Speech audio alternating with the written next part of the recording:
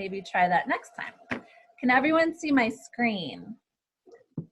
Okay, good. Okay, so the topic is near and dear to my heart for a lot of reasons. We're going to be talking about intentional leadership in times of uncertainty. Intentional leadership and the principles that are associated with that really is a topic I talk about, I speak about. I also do workshops on this topic. And when I started over the last couple weeks with everybody in just such turmoil, starting to talk to many of my clients who are going through this time of leading their teams through such change and fear and anxiety, I started to really lean in and leverage these principles around intentional leadership. So my belief is that what we're going to talk about today is even more needed right now in the world that we're living in than ever before. So I'm excited. I'm very excited about the topic.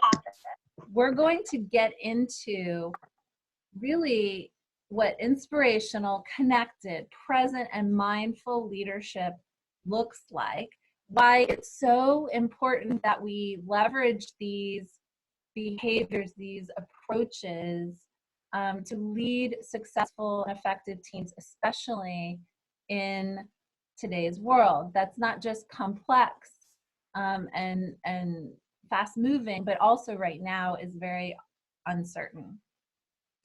The practices that we're going to talk about here obviously make great leaders, but also these are practices that need to be amplified because we're working remote also, right? So we're going to talk about that in relation to remote leadership. So in the past, we focused as leaders very much on results. And the bottom line here is gone are the days when just results is what a successful leader, looks for or is held accountable to. It used to just be focused on results. And as a matter of fact, if we look back to even as recent as the 1950s, if you were to ask people, how do you describe leadership? The two words that would come to mind were dominance and intelligence. And leadership was actually defined as actually controlling a group of people, moving them in the direction that you wanted them to, and getting the best out of them. And that was really how leadership was defined. It was this idea of, I'm your leader, take the hill, go do it, don't ask questions, right?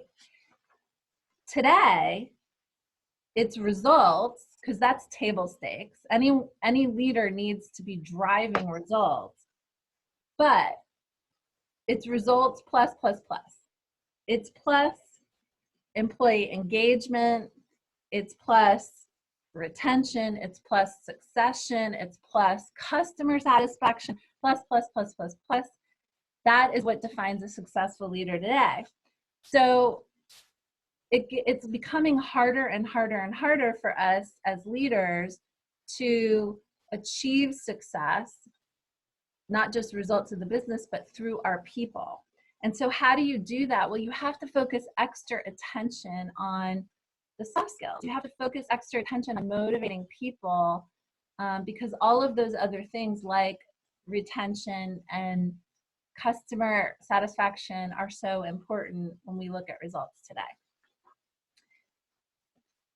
Okay, how many of you guys, and I could see some of you, but how many of you have heard of VUCA?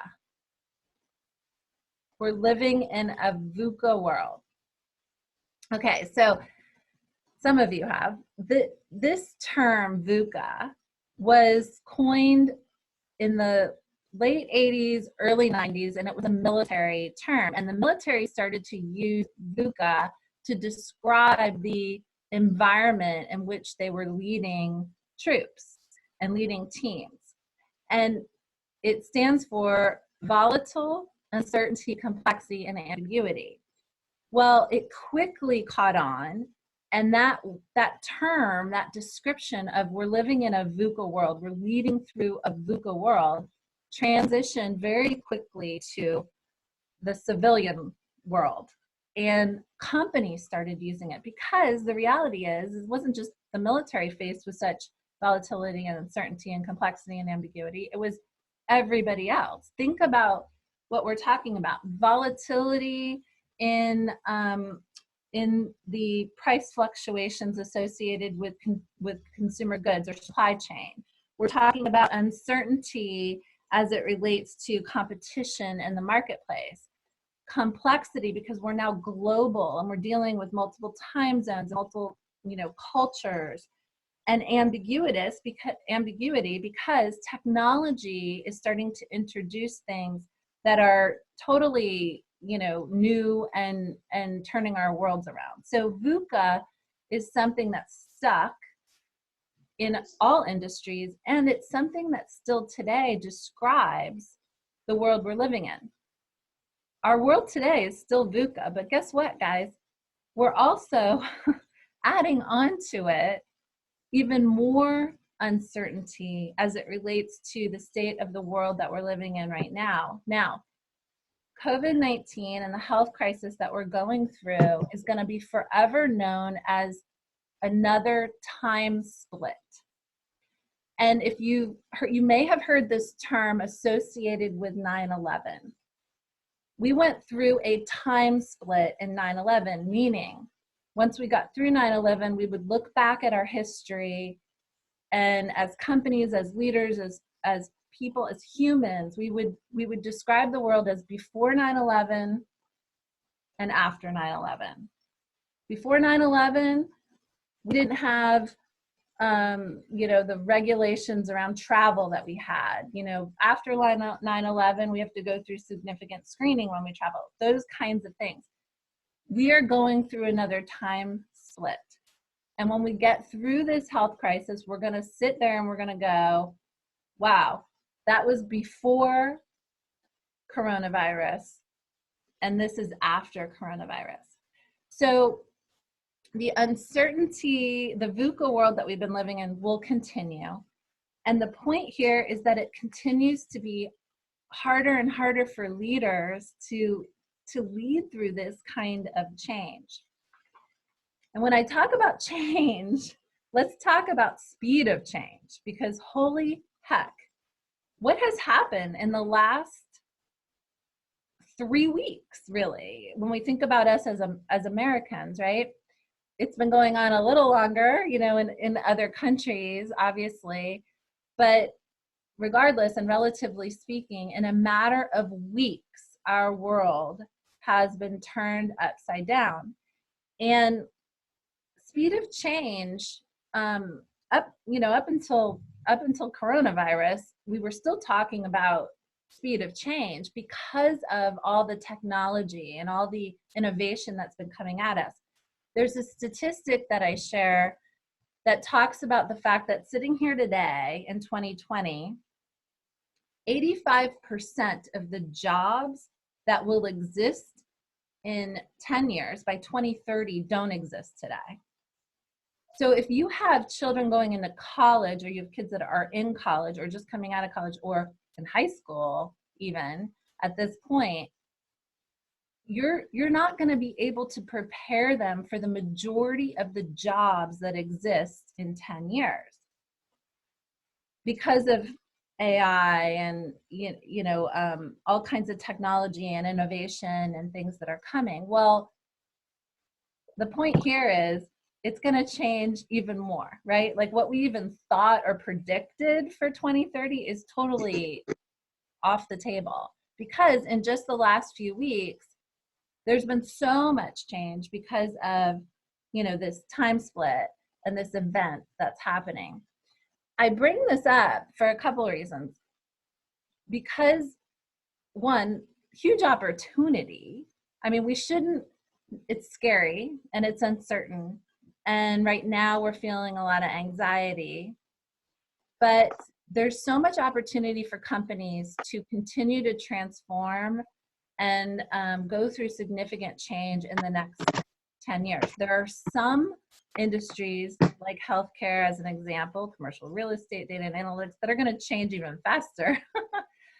But if you are in an organization and you don't think that things won't significantly transform for you in the next 10 years, you're wrong.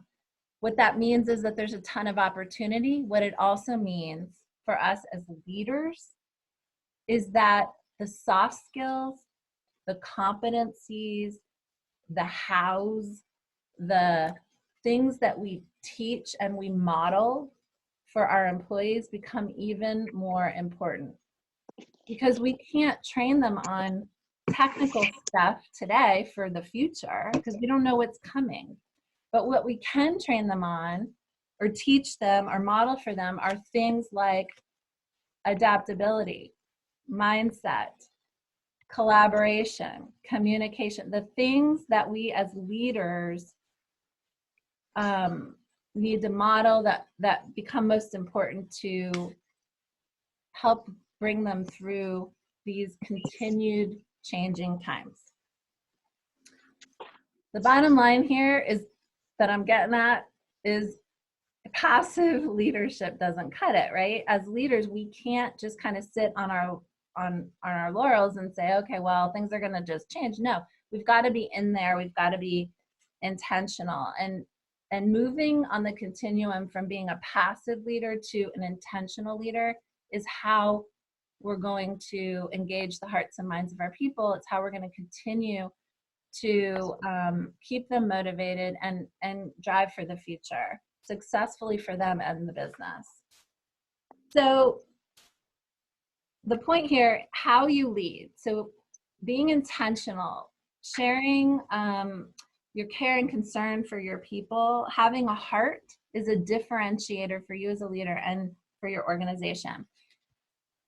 I'm sure we've all heard the statistics also around employee engagement scores, right? So we've been in organizations where they've done engagement surveys and they've measured this. 66% of the American workforce is either disengaged or actively disengaged. For 15 years, we've been doing this study and the needle has been moving in the wrong direction. Our teams continue to get more and more disengaged over time. And why is that? Well, there is an awakening happening in this world, and it's been happening for, the last 10 years or so. It's becoming, more and more prevalent of this idea that people want to make meaningful contributions in their lives and in their careers. They want to have a connection, a meaningful connection with the work that they do and see the difference that they make in the world. We've all heard of Simon Sinek. We've heard it, right? Find your why. And so that's what it's about. His whole message is about helping leaders understand that people need to be connected with more than just the paycheck or, the mechanics of coming into work every day or whatever. They need to be connected to something much greater.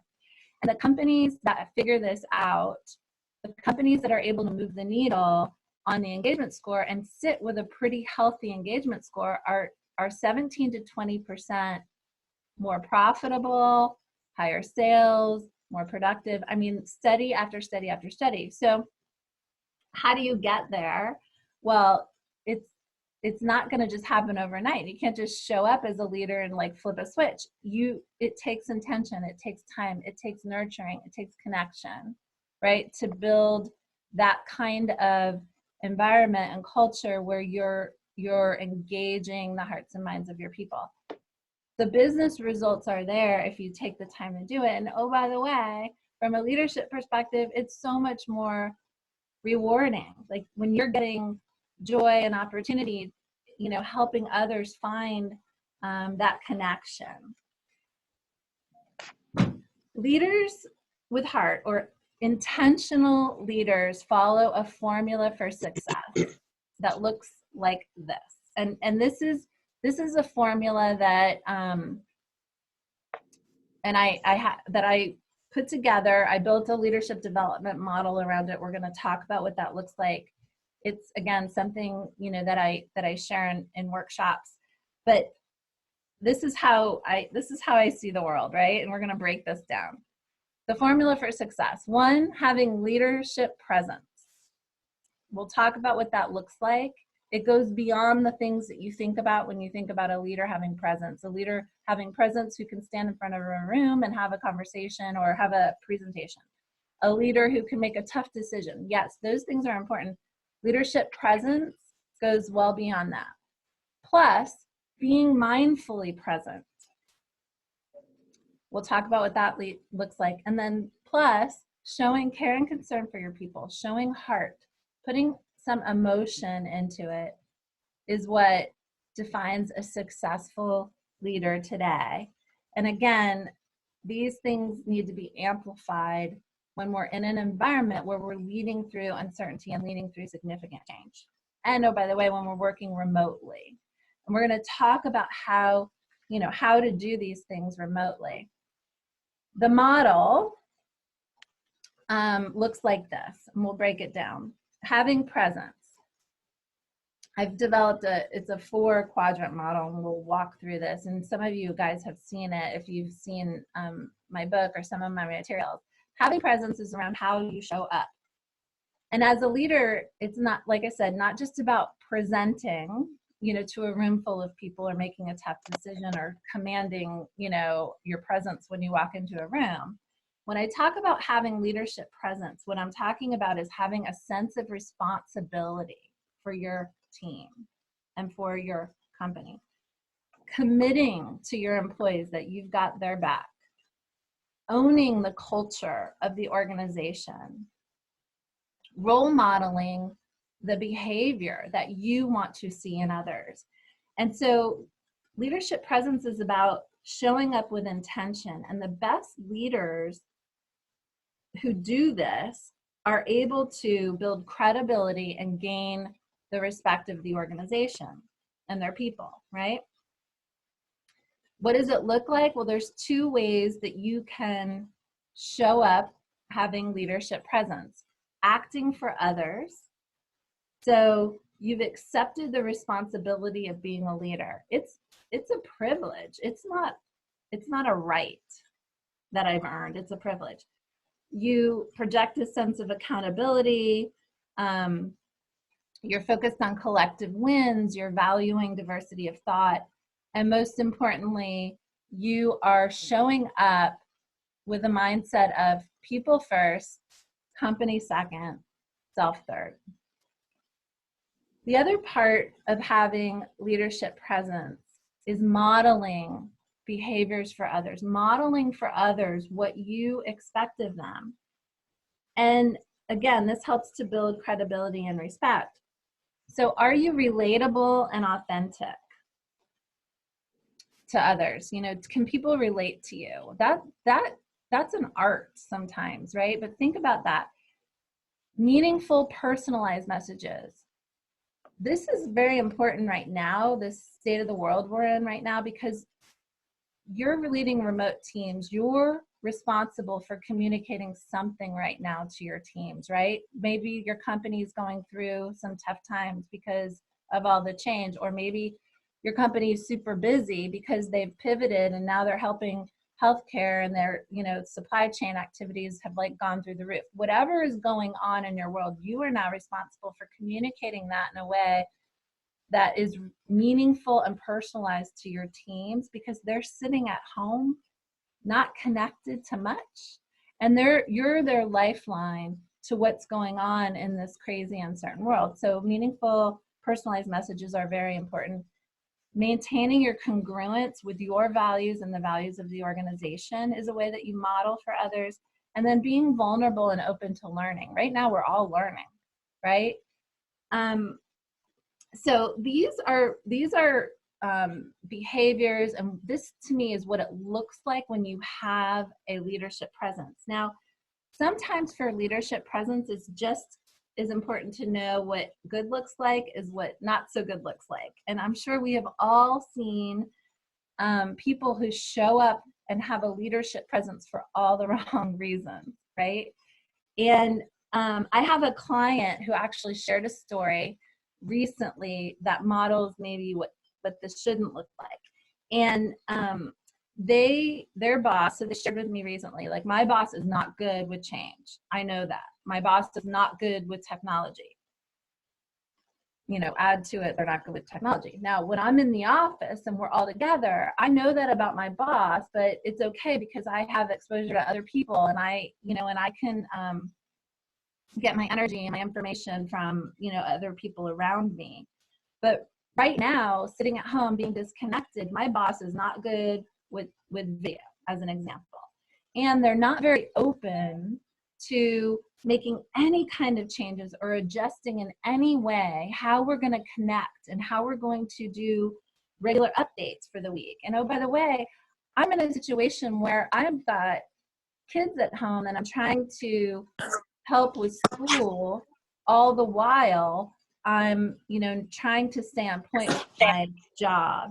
And my boss is not accepting of this. My boss doesn't want to make any changes. Yet I know my company is encouraging all of us to be flexible and be in the moment with this. So that's an example of where having leadership presence or that leadership presence that manager or that leader is exuding does no good for anyone in this situation. So I'm sure we have all good examples and bad examples, but leadership presence right now is a very important part of the formula for you guys. The second part of the equation, being mindfully present. What does that look like? Well, I use the word mindful because in order to really be present, if we think about how we are with our families, with our kids, whatever the situation is, it does require you to, presence requires you to be mindful, aware of what's going on. This is all about engaging with intention. That's what intentional leaders do. And they have a mindset going in that says every interaction that I have with any one of my employees can have an impact on their engagement and ultimately on their performance. And if you have that in mind, when you're interacting with your team, when you're engaging with your team, keeping that in mind will help you be more mindful. You want to get to know them personally, and you want to connect with people individually. So the two parts that make this up is, one, championing others. So how you engage, how you champion others, and then the second part is how you connect with others. So championing others is all about lifting them up, creating opportunities for them to do their best work. So are you showing an interest in what sparks, their energy and their joy? Are you coaching and developing them, recognizing and acknowledging their progress? So people need recognition right now in our remote world, and we'll talk about in the tips and tricks. Right now, it's easy to forget, out of sight, out of mind. And so we might be lacking in the area of recognizing people for what they're contributing right now. And then the other part of this is enabling learning. So how enabling learning opportunities helps with growth and development. Connecting others is all about getting to the core of what motivates and inspires and connects people individually. So are you listening more than you're talking? Right now, that's so important. When you get somebody on a call, are you creating forums right now to just listen to what's on their mind? Creating opportunities for them to collaborate, again, hard right now, but we'll talk about ways to do that. Inspiring excellence in them, letting them go figure some of this stuff out themselves, and then communicating openly and transparently. I have a story about a client right now who talked to me about what they're doing that I thought was perfect for modeling being present and how they engage. And this, unfortunately, is a client in a large organization. They're in the hospitality business. And recently, just last Friday, they furloughed 85% of their corporate headquarters.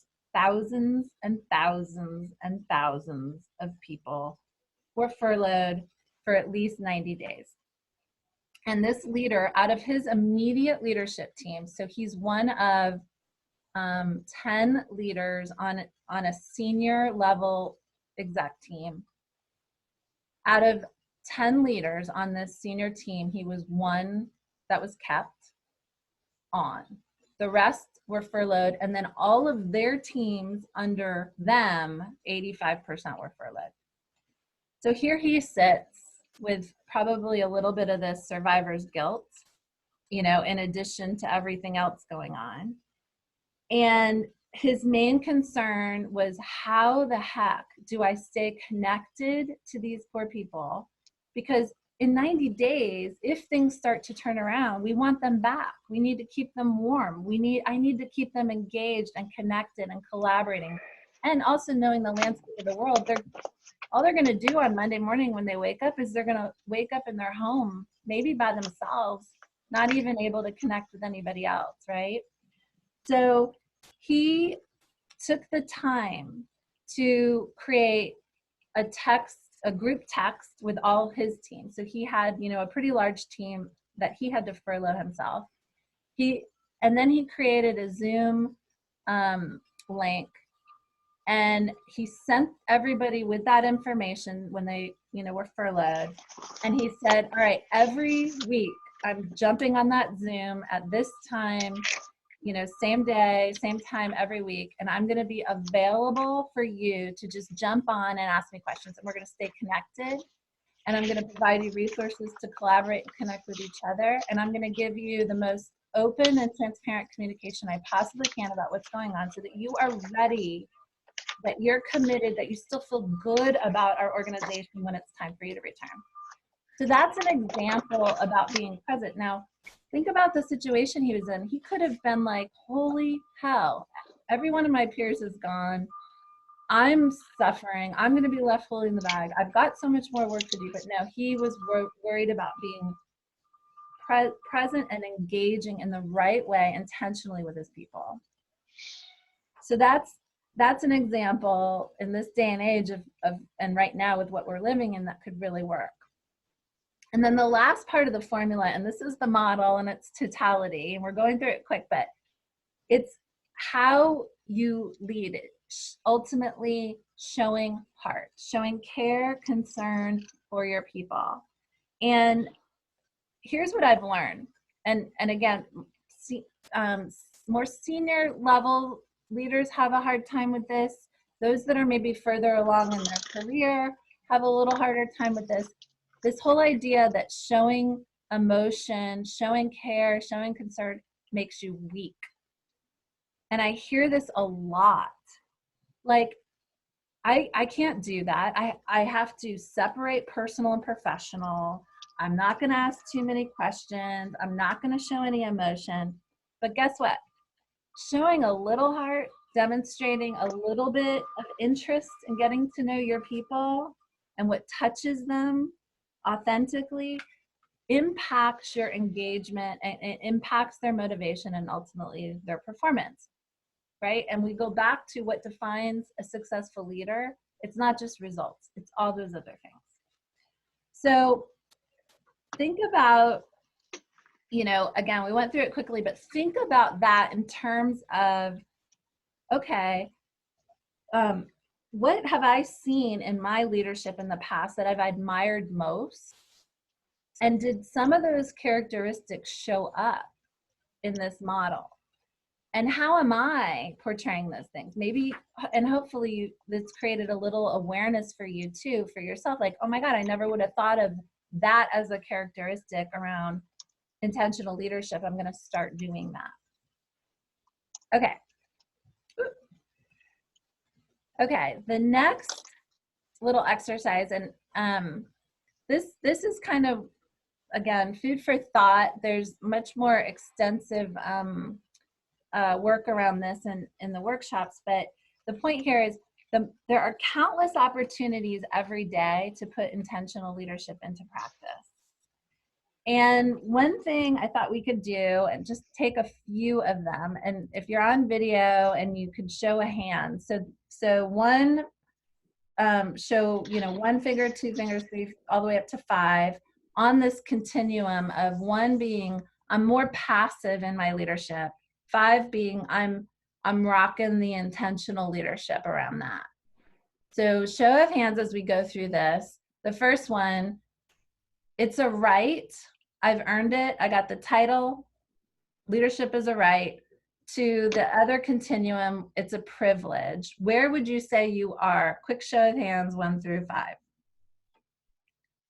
Yahoo! All right, good. All right, next one. Solo act. I like to take the credit versus collective wins. I'm like, I don't want my name mentioned. It's all about the team. Where are we at? 1 through 5. 4. Okay. All right. Good. Okay. Next one. Controlling of perceptions. Like I'm gonna suit up every day, and I want people to really think I know my shit, and I maybe do a little pocket square every day. All the way to relatable and authentic. Show of hands. All right, good. You guys are doing good. Next one, transactional and scripted versus meaningful, personalized messages. Important right now, right? Like, do I just take what the company tells me to communicate and I just put it out there, or do I try to personalize it, make it meaningful for the people that are involved?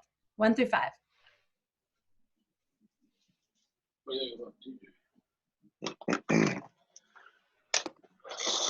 I think he needs to know that we are. I think I know who that is. Okay, next. Inconsistent in beliefs and actions versus walks the talk. So you're like, I say one thing, but maybe sometimes do another, or no, I'm pretty consistent. Walk the talk. 1 through 5. All right. And then last one, fear of failure versus I'm vulnerable and open to learning. And this is a hard one, right? Like, so I think we're all maybe scared right now a little bit too, but fear of failure versus vulnerable and open to learning. 1 through 5. Okay. Okay, good stuff. All right, so again, awareness is the point, is to take you through and think about yourself. Maybe there's some things from the model that you can further apply during this time, being more intentional. Okay, so now let's talk about putting it to practice as it relates to today. Again, leading through uncertain times. And I've been working on this part for a little bit more than a week here. And again, what this came from was as I started to talk to my clients about what we're all going through right now, there was a lot of this, holy cow, like we had this immediate shift that happened, and all of a sudden everybody's working from home. And as a leader, I had to get through the logistics of that and get everybody up and running. And once everybody was up and running, then I sit there and I go, okay, now what do I do?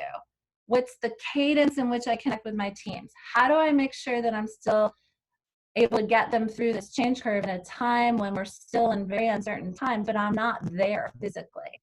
And so I started to hear this more and more from my clients, and I started to hear some clients that were doing it really well and some clients that were struggling. And so what I did was I interviewed a ton of them, or got on calls with them. They were so open. Everybody wants to talk about this right now because it's like a challenge. And I curated all of the information, what I was hearing, into some practices. And the themes that came out and what's working well for those teams that are really leading through uncertain times intentionally is, one, confidence is a theme, confidence in yourself as a leader and confidence in your team. Number 2 was communication, communicate. And number 3 theme was community. Establishing a sense of community, and sometimes that looked like bringing the culture that you had that was so amazing in the office outside the office, right? So those were the themes that I started to hear. when we talk about confidence, I mentioned that this is about confidence in yourself as a leader and confidence in your team.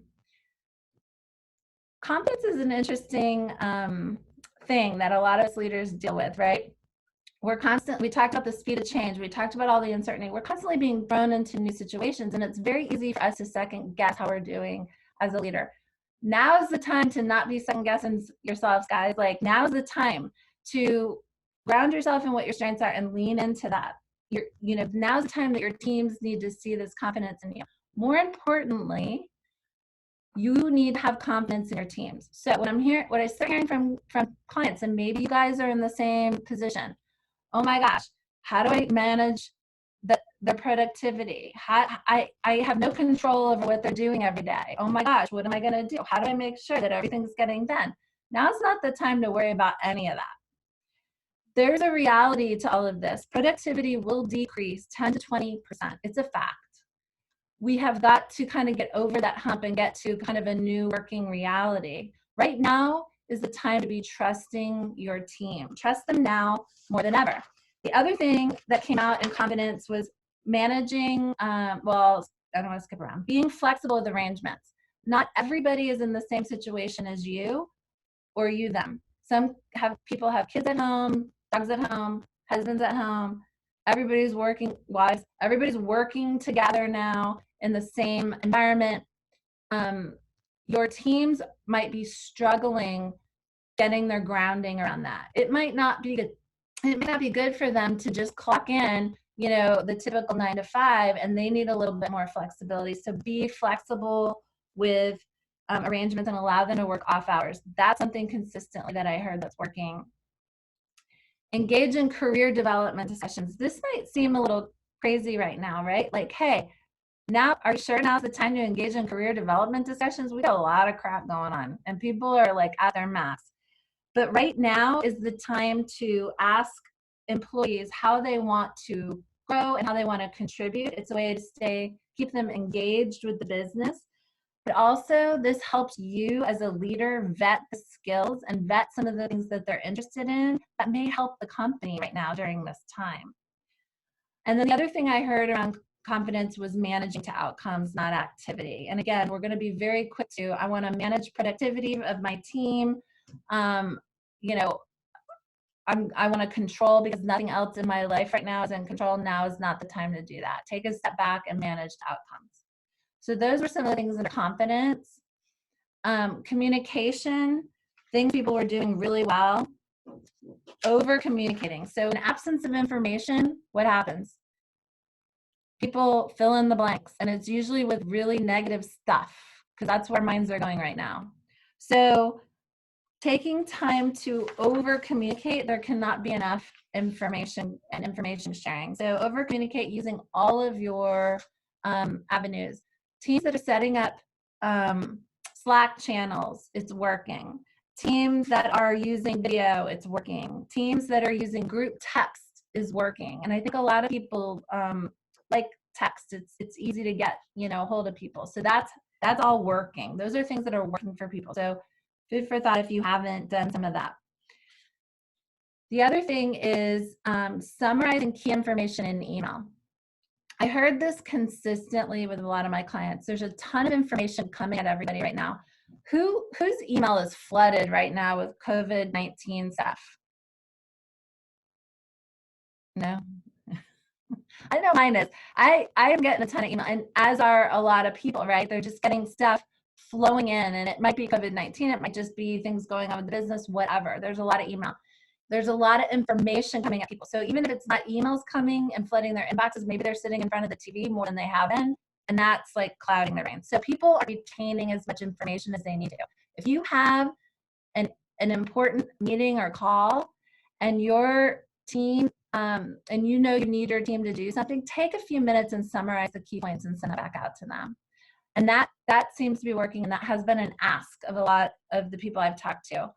And then the other thing under communication, increase engagement with daily check-ins, yes, daily, and ask 2 very important connection questions. Number 1, what are your obstacles today? And number 2, how can I support you best? If you do nothing else with your team right now, provide the forum to connect with them. Daily is preferred. Some people are just picking a 30-minute block in the morning or in the afternoon of every day. They're connecting and they're asking 2 important questions throughout the week. What are your obstacles and how can I support you? It goes a long way for your teams. And then lastly, around community, and then I want to kind of hear from you guys if any of this is resonating and or what you're trying that's working, maybe some of the things, maybe some new things. But community. Under community, it was show up and do it on video. So like the example that I used, the one of my clients, their leader does not like video. Tough, like tough. Do it. We're all not looking our best maybe right now. I heard a little funny statistic. Walmart just came out with some trends that their sales on tops are up, bottoms not so much, right? So people are trying to get video ready. I'm hearing that from a lot of my clients.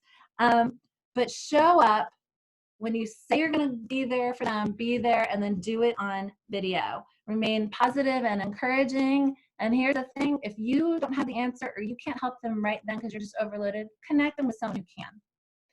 So create that community.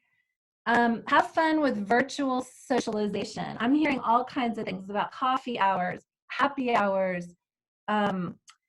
They're doing all kinds of games. They're doing jazz hands noon. They're all doing takeout Tuesdays and they're eating lunch together. They're using those kinds of things to make virtual socialization fun.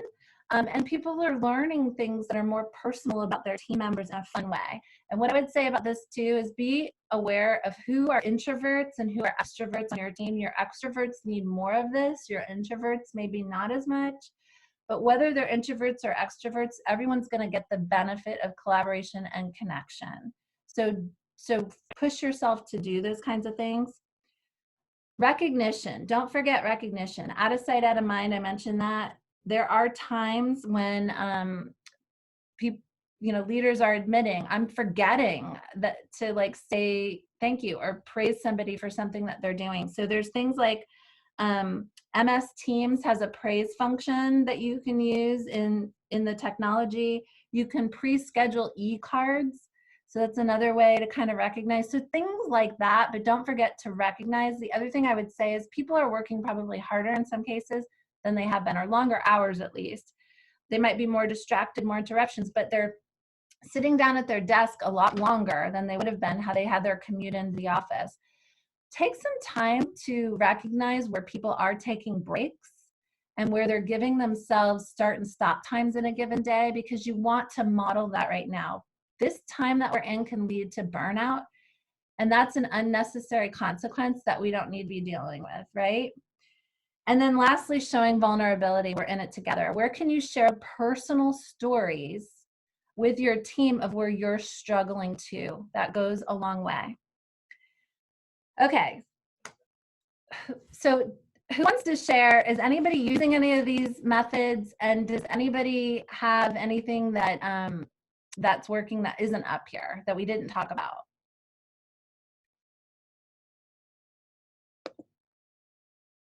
Anybody? So I can go. Hi, Lauren. Hey, Lauren. Sorry, I was unmuting myself. That's okay. So again, thank you for putting this together.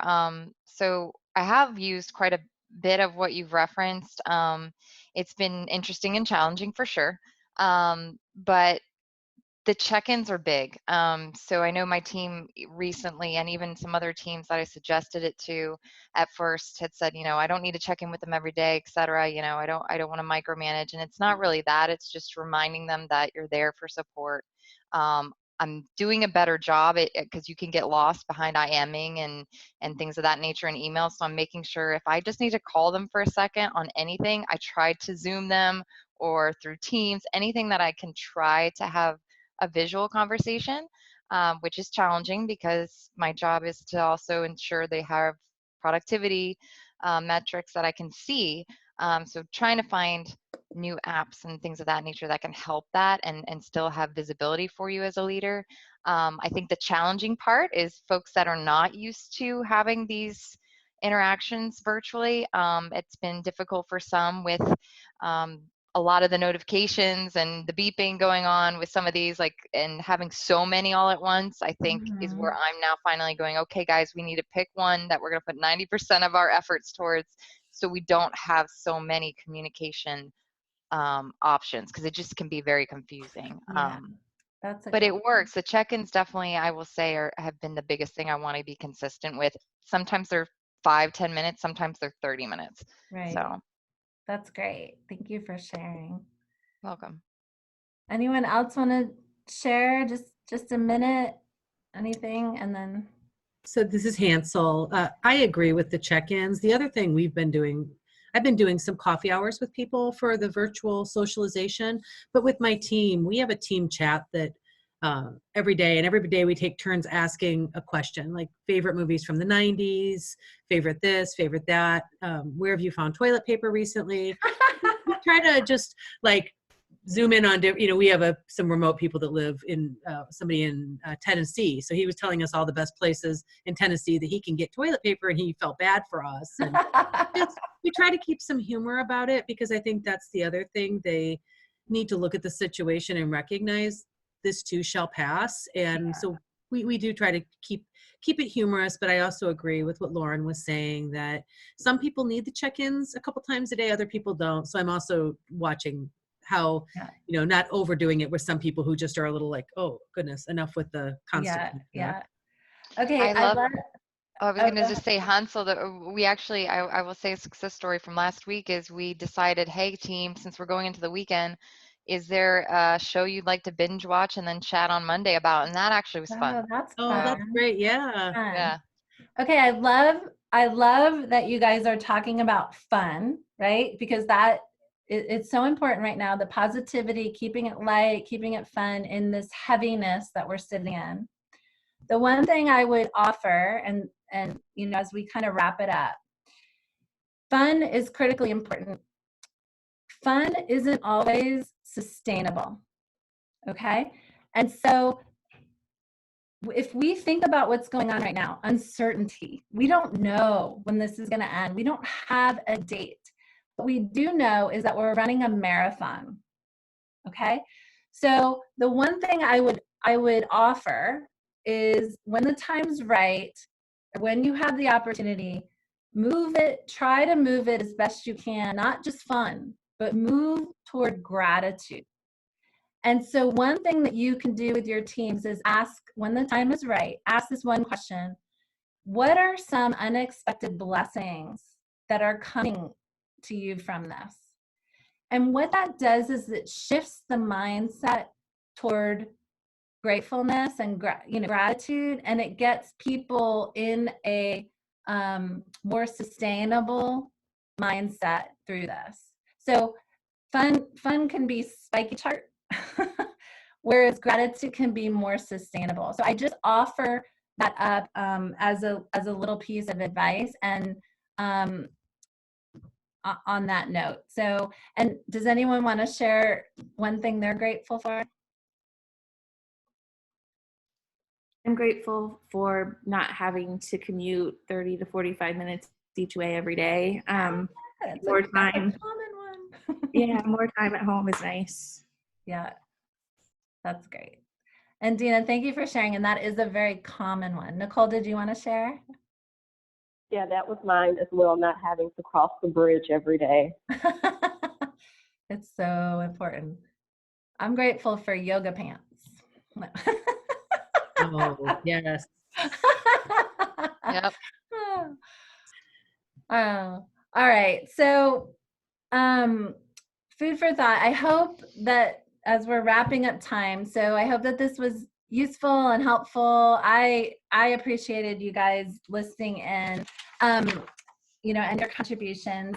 What I'm going to do for you guys is send out, as a follow-up, this nice little cheat sheet, which really talks more specifics about the tips and tricks in more detail, so you have it handy. It's something you can share with your teams. If you would like more information around the model, let me know. This is something that we can do and customize for your teams too. If you have frontline managers and you want to do more around just connection and getting some of this content in their hands just to lift spirits, I'm more than willing right now to do that. Like, you know, we've all need to kind of pitch in and support however we can. A couple things, if you're on Zoom and you want a copy of my book, I offer that up. So if you could email me or Monica, I think you guys have her email. I'll make sure I copy her on this too, so that you have her email, and we'll get you a book, and I'll get you this, and I think that was it, right, Monica? I can't remember if we had anything else for you guys, but I appreciate it so much. And, you know, if you guys need anything, please reach out. I've enjoyed the time today. Thank you. Thank you, you very Trisha. much. Thank you, Thank Trisha. you. Always Thank good you, to see Trisha. you. Thanks, guys. Thank you. Bye.